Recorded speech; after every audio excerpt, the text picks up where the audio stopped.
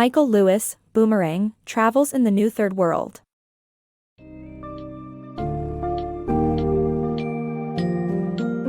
Embark on a journey through the tumultuous financial landscapes of countries like Iceland, Greece, and Ireland, as well as the state of California, in Boomerang, Travels in the New Third World by Michael Lewis.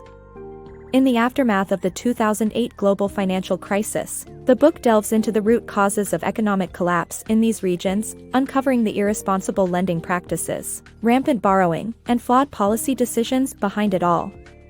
Along the way, discover how demographics, politics, and national character played roles in creating the booms and busts that have shaped our interconnected world.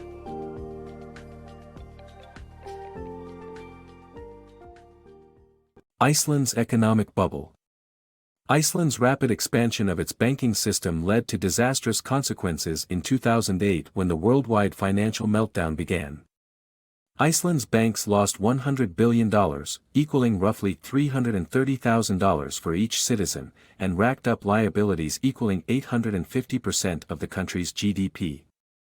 Icelanders made the fatal error of borrowing in foreign currencies to finance their purchases, leaving them with $500,000 houses and $1.5 million mortgages when the housing bubble popped and the krona fell.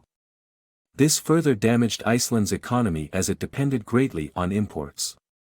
The entire episode is completely out of sync with the Icelandic national character, as they had no inkling of what investment banks did. Iceland's financial sector had tremendous growth and investment from several European banks before the crisis hit.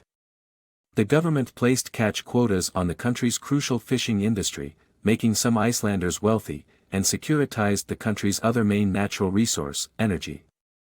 Investment banking was Iceland's next enterprise after taking these industries to their greatest profitability. No one stopped the predominantly male Icelandic financial sector from plunging the country into economic doom. Greece's recipe for economic disaster. This book delves into the economic calamity Greece experienced in the early 2000s when it turned itself into a piñata stuffed with fantastic sums. The government hired more employees, raised salaries, and engaged in bribery and thievery. Greece faked its way through the euro's adoption, moving major debts off the books to satisfy budget deficit requirements. Greece's problem with tax collection compounded the dreadful situation. Tax non-payment and fraud city rampant in Greece, where cases are resolved at a tedious pace. Real estate became a hiding place for Greeks to stash their assets. The country has no national land registry, so Greece overestimated its property values by using phony reported sale prices. The book explores how the Germans used their money to allow foreigners to behave insanely. Countries used foreign money to fuel different types of insanity. The author contends that borrowing a lot of money to create a phony prosperity imports the future into the present and has dire consequences. Ireland's economic meltdown. The collapse of the Anglo-Irish Bank led to Ireland's economic crisis, with unemployment increasing to 10% and a deficit increasing to 32% of its GDP. The crisis did not lead to an immediate change in the government, and foreign regulators and experts came in to help. Observers suggest the removal of trade barriers and negligible corporate taxes, among other issues, contributed to the crisis. Despite economic growth declining, the Irish housing bubble continued to expand, and banks were mostly reliant on foreign funding sources, which led to the revelation that Ireland's economy was a giant Ponzi scheme. To prevent a complete catastrophe, the European Central Bank loaned €97 billion. Eventually, the Irish government took over the Anglo-Irish Bank and created its version of America's TARP. Unlike Greece, Ireland experienced few angry demonstrations. Germany and the Euro crisis. Germany's position as the leading creditor of the financially troubled European countries has put it in a difficult situation. Since joining the Eurozone, Germany has been unwilling to bail out its neighbors and insists on fiscal probity. However, if Greece defaults, it could cause a ripple effect on other European countries and their banks. Despite its unscathed economy before the 2008 crisis, German banks funded nearly $200 billion in U.S. subprime-backed bonds, leading some to question its role in the crisis. Germany now faces the challenge of camouflaging its guilt by funding the same entities that must pay it back. The forecasted financial crisis.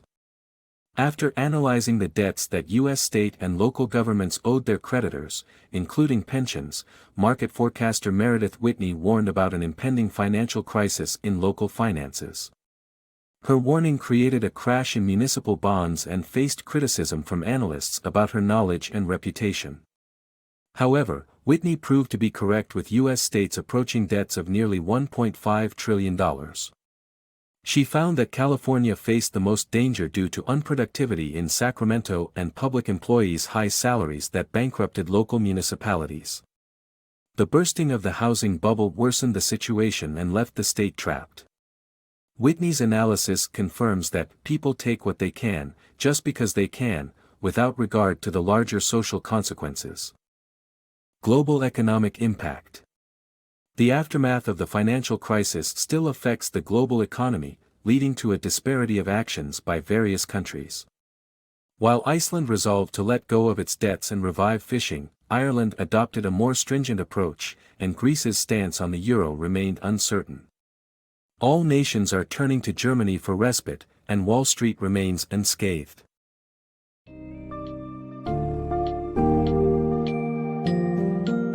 In this eye-opening exploration of economic meltdowns, Michael Lewis exposes the dark underbelly of the global financial crisis and its effects on countries including Iceland, Ireland, and Greece. The intertwined stories reveal how unchecked growth, currencies in free fall, and massive debt contributed to these countries' near collapse. As Germany emerges as the potential savior for the struggling European nations, we are left to grapple with the harsh reality of a world trying to reckon with the consequences of past actions.